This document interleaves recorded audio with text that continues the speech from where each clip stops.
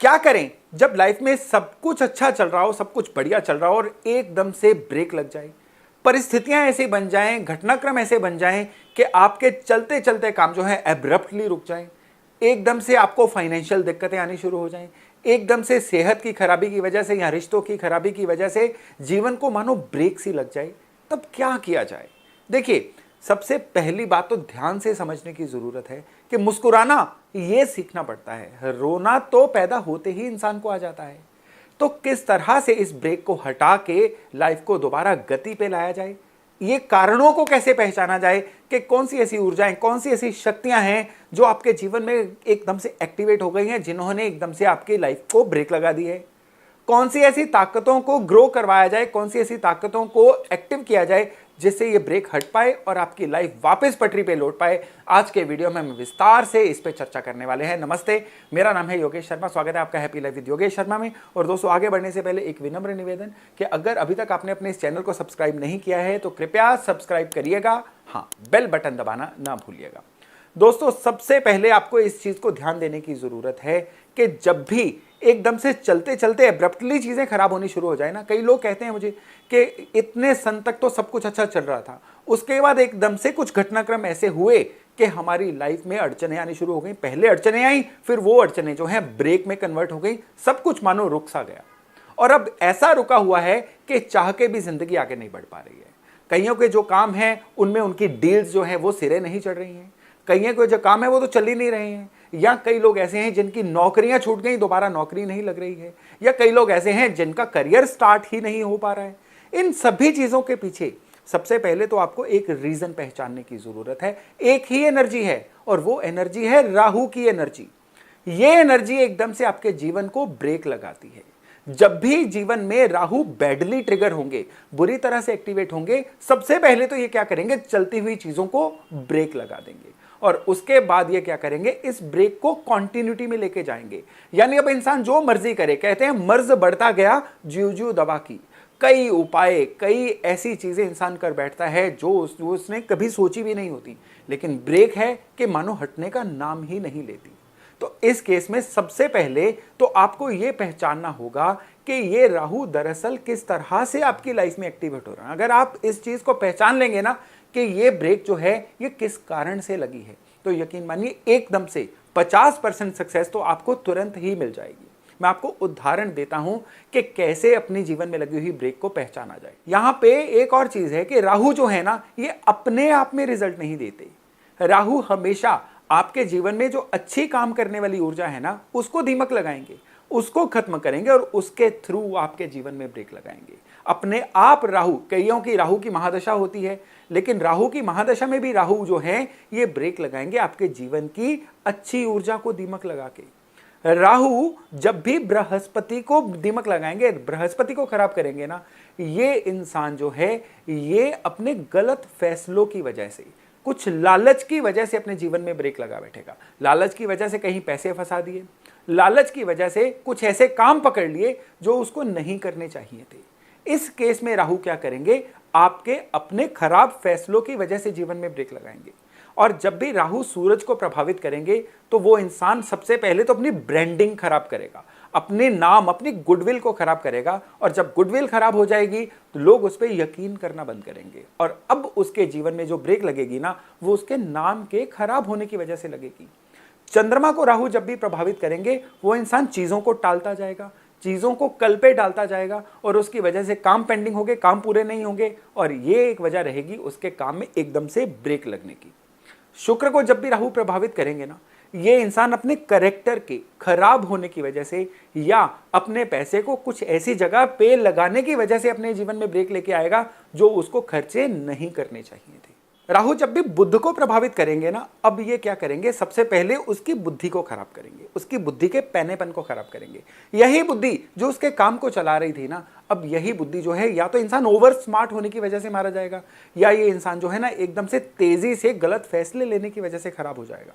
ये रीजन रहेगा उसकी लाइफ में ब्रेक लगाने का।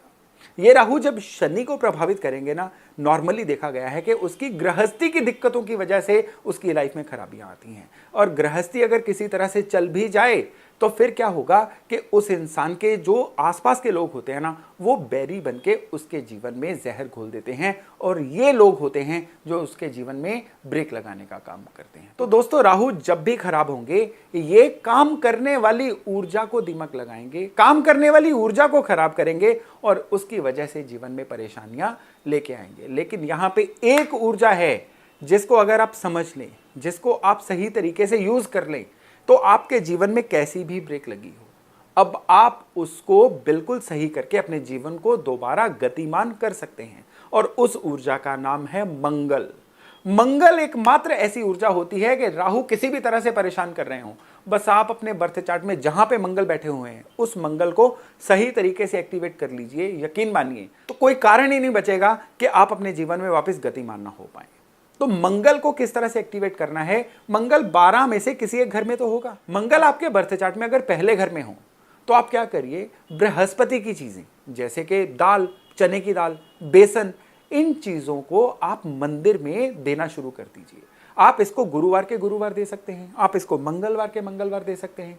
यकीन मानिए, इतना भर करने से आपके जो मंगल है ना, पॉजिटिवली एक्टिवेट होंगे, और जब मंगल एक्टिवेट होंगे तो राहु जो है वो सरेंडर करेंगे ही करेंगे।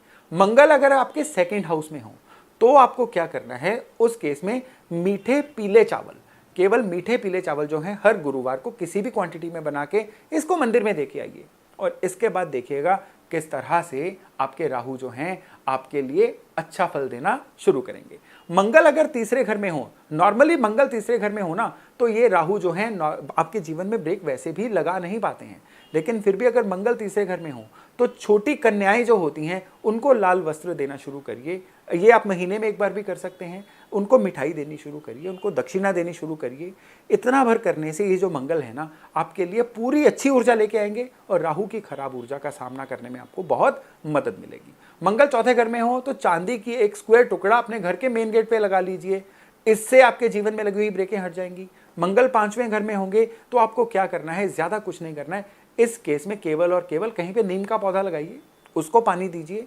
इस इतना भर करने से मंगल की जो बेटर ऊर्जा है, राहु की ब्रेक से लड़ने में आपकी पूरी सहायता करेगी। और अगर आपके मंगल छठे घर में हो, तो मीठा और नमकीन बराबर क्वांटिटी में लीजिए, इसको लोगों में बांटिए। इवन बेगर्स तक में आप बांट सकते हैं। बांटने का दिन रहेगा मंगलवार, क्वांटिटी कोई भी। ये चीज जो है, जो भी आपके जीवन में अड़चने या ब्रेक्स लगी हुई है ना, उनको हटाने में आपकी पूरी मदद करेगा। सातवें घर के मंगल के लिए हलवा बांटना जो है, सप्ताह में किसी भी दिन हलवा बांटिए, बांटते रहिए। इतना भर करना है, इसकी हैबिट ही बना लीजिए, क्योंकि अगर आप ऐसा कर पाएंगे तो फिर राहु की कोई मजाल नहीं रहेगी आपके जीवन में किसी भी तरह की कोई अड़चन लेके आएगी। मंगल आठवें घर में होंगे, तो चीनी लेके इतनी भर चीनी लीजिए, इसको चलते हुए पानी में विसर्जित करिए। चाहे आप महीने में एक बार करिए, साल में 2 बार करिए, करिए जरूर। अगर आप बहते हुए पानी के पास नहीं भी रहते हैं ना, तो साल में 1 या 2 बार तो बहते हुए पानी के पास जा ही सकते हैं। वहां पे चीनी जो है उसको जल प्रवाह करते रहिए। राहु कभी भी आपके जीवन में अड़चने नहीं डालेंगे। 9वें घर के मंगल हैं, तो आपको इतना भर करना है कि राइट कलाई में हमेशा लाल धागा बांध के रखिए। इतना भर करने से जो मंगल हैं आपके लिए पूरी तरह से तत्पर रहेंगे आपको सहायता देने में। 10वें घर के मंगल जो होते हैं, उनके लिए ज्यादा उपाय करने की जरूरत नहीं है। फिर भी 10वें घर के मंगल होंगे, तो आप अपने घर के पश्चिम में आप एक पीतल का हिरण रख दीजिए। ये आपके घर में जो मंगल स्थापित होंगे, ये आपके जीवन में भी पूरा पॉजिटिविटी का संचार करेंगे, और इसकी वजह से राहु कभी आपको खराबियां नहीं देंगे। 11वें घर के मंगल हैं, तो आप 1 साल में एक बार लोगों के लिए, जैसे कोई छोटा सा भंडारा सा होता है या कुछ खाने पीने का अरेंजमेंट होता है ना, जनरल पब्लिक के लिए करवाते रहिए। इसमें मीठा भी बांटिए, इसमें नमकीन भी बांटिए। इसको करने से आपके मंगल जो हैं आपके लिए इच्छा पूर्ति में भी सहायता करेंगे, और राहु के द्वारा काउंटर की गई किसी भी समस्या का समाधान अपने आप आपके लिए लेके आएंगे। मंगल 12वें घर में हो, तो वैसे भी राहु कभी उनको अड़चन दे नहीं सकते हैं। फिर भी अगर राहु के द्वारा की गई अड़चने कभी आपके लिए आ जाएं, तो घर के साउथ ईस्ट में एक 0 वॉट का लाल बल्ब चला दीजिए, चलता रहने दीजिए। इतना भर करिए, और फिर देखिएगा कि किस तरह से राहु के द्वारा जनरेटेड दिक्कतें धीरे धीरे डाइल्यूट होती हैं, और आप अपने जीवन में पूरी स्पीड से तरक्की करने की तरफ आगे बढ़ते हैं। तो दोस्तों, अगर आपके जीवन में अचानक से कोई दिक्कत आ गई है ना, तो यकीन मानिए, ये जो मैंने आपको मंगल को एक्टिवेट करने की टेक्निक्स बताई है ना, इनको अपने जीवन में अप्लाई कर लीजिएगा। बिल्कुल हार्मलेस टेक्निक्स हैं, इनको अप्लाई करने का केवल और केवल फायदा ही होगा। मेरी हमेशा से कोशिश रहती है कि ज्योतिष के वो लेयर्स आप तक लेके आऊं जो शायद आप तक आज तक नहीं पहुंची थी।